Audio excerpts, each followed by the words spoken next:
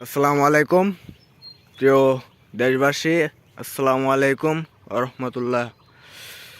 আজকে আমরা আসছি দিনাজপুর জেলা বীরগঞ্জ থানা দৌলতপুর গ্রামে।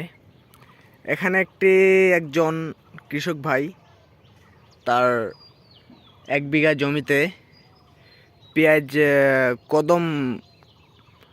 কদম চাষ করছে বীজ উৎপাদনের জন্য। তো আসেন আমরা কৃষক ভাইটির কাছে যাই, এখানে কেমন কি খরচ করছে, তিনি কেমন লাভজনক টাকা আশা করছেন, বিস্তারিত তার কাছে জানবো। আসসালামু আলাইকুম ভাই। ওয়ালাইকুম আসসালাম। ভাই, এগুলা পেঁয়াজ কতদিন হয়েছে লাগাইছেন? 3.5 মাস 4 মাস। 3.5 মাস। এটা বিঘায় কয় কেজি পেঁয়াজ মানে গাড়তে হয়?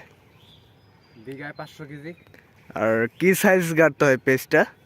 এত বড় এতটুক। তো এটা 3.5 মাস হয়েছে বয়স, আরো কতদিন লাগবে এটা পরিপূর্ণ বীজ হইতে গেলে কদমটা? এটা 2 মাস।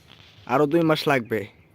তো মোটামুটি কি পরিমাণ, আপনার তো 6 মাস টাইম লাগতেছে এই পেঁয়াজটা কদমটা আর কি বীজটা পরিপূর্ণ হইতে, তাই না?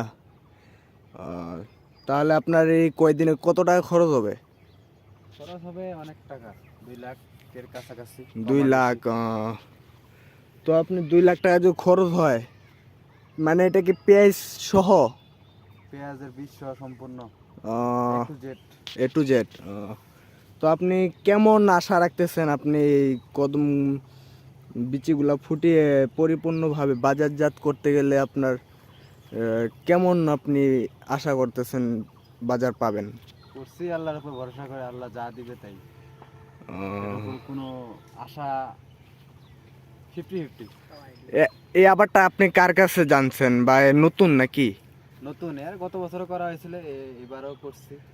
গতবার ইনশাল্লাহ ভালোই পাইছেন। এবারও নতুনের মতোই। ইনশাল্লাহ গতবার ভালো পেয়েছেন, বিদায় আজকে আপনি এবার অনেক আশা করে গাড়ছেন। আল্লাহ যেন, যাক, অনেক সুন্দর লাগছে আপনার সঙ্গে কথা বলে। আর অনেক সুন্দর তো ভাই, কদমগুলো অনেক সুন্দর হচ্ছে। এগুলা তো অনেক পরিশ্রম, আসলে কৃষক মানুষেরই পরিশ্রম। কৃষক মানুষ পরিশ্রম করে সব জিনিস আবাদ করে। গরিব দুঃখী বড়লোক ধনী সব মানুষের মুখে অন্ন জোগায় কৃষক মানুষ। আসলে কৃষক মানুষের পরিশ্রমকে যদি আমরা ভালোভাবে একটু তাকাইতাম, কৃষক মানুষ অনেক ভালোভাবে আবাদ করতো, অনেক পরিশ্রমের মূল্যটা তারা পাইতো। আশা করি এটা প্রিয় দেশবাসী ও বিভিন্ন শ্রেণী পেশা মানুষের কাছে ভিডিওটা যাবে।